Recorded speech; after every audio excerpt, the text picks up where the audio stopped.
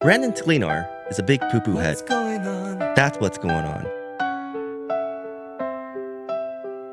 So Brandon Sklenar, you may remember him from 1923 and the cast of It Ends With Us, along with Justin Baldoni and Blake Lively.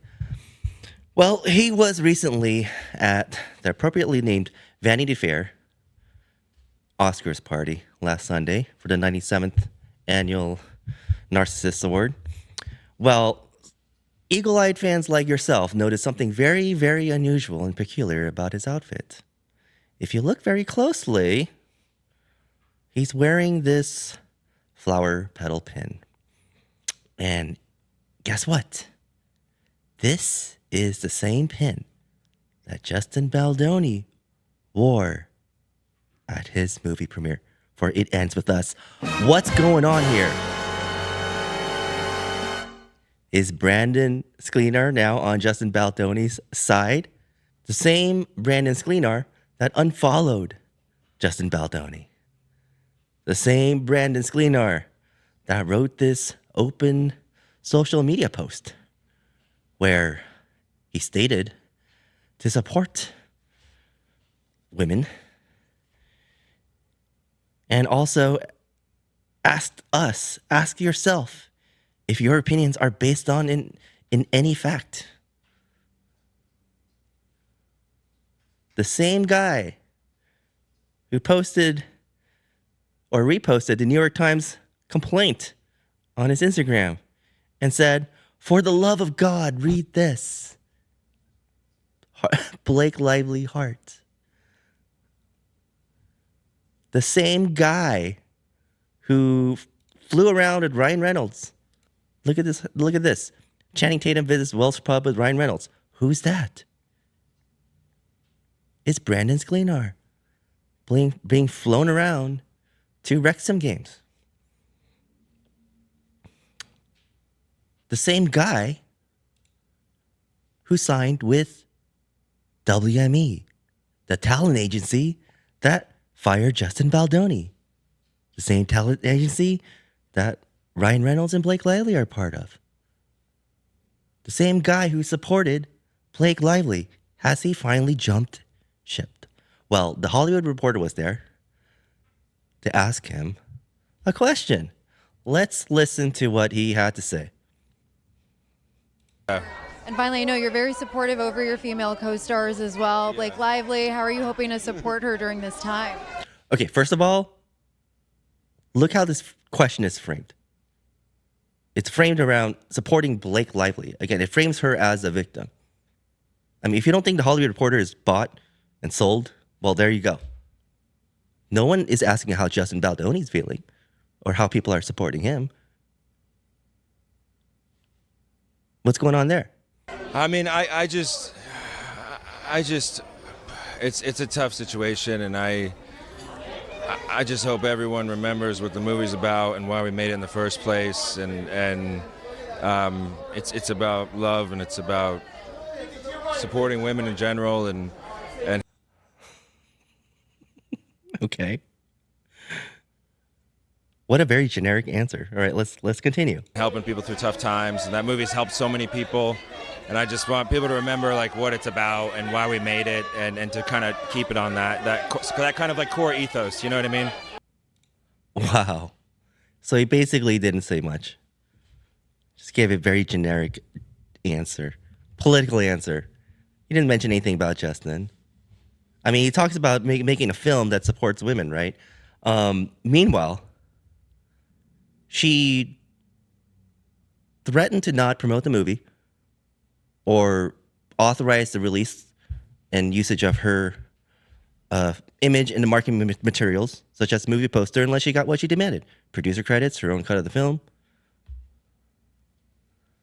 And essentially just ruining a man's career. I mean, if you look at, for example, this Quorum article, right? Sony finally releases the artwork for It Ends With Us. We have questions. Finally. This is 2 months before the movie was released. Sony has given us the poster for It Ends With Us less than 2 months before the film's August 9th release. For those who are wondering, yes, it's very late. Why was it late? Because Blake Lively was holding the movie poster and the marketing materials hostage unless she got what she demanded. Does she care about women? Does she care about this film? No, absolutely not. Words are meaningless. It's just fluff. Your actions speak more than words. Your actions are what matter. And look at her actions. She says she supports women's domestic abuse awareness. They all say they all support this movie. Yet you're holding this movie's hostage. You're literally willing to torpedo this movie just to get what you want. You're willing to sabotage this movie by threatening to not approve marketing materials and delay the promotion of this movie. Absolutely ridiculous. And again, the Hollywood Reporter, how come no one's talking about Justin Baldoni?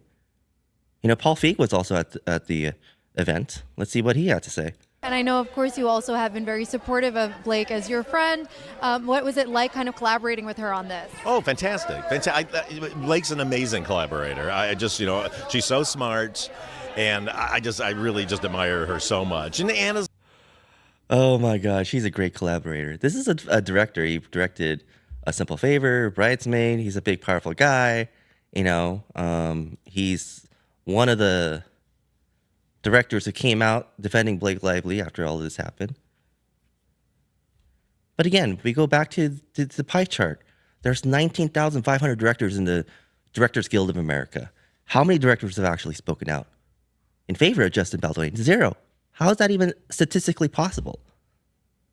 Because people are afraid to speak out. It's almost like if, I feel like, the saying, if a tree falls in the forest and no one hears it, did it actually happen? I feel like Hollywood just turns a blind eye to things, and they're all in denial.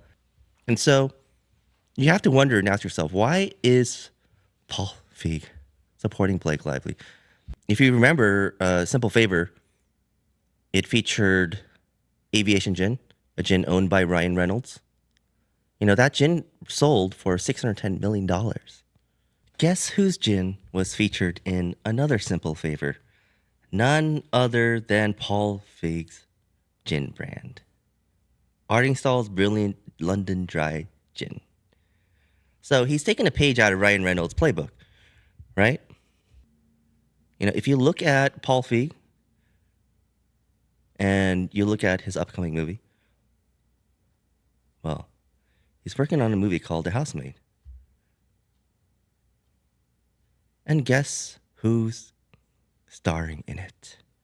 None other than Brandon Sklenar. Does it all make sense now? Do you see how everything's connected? Do you see how you have to sell your soul and get favors?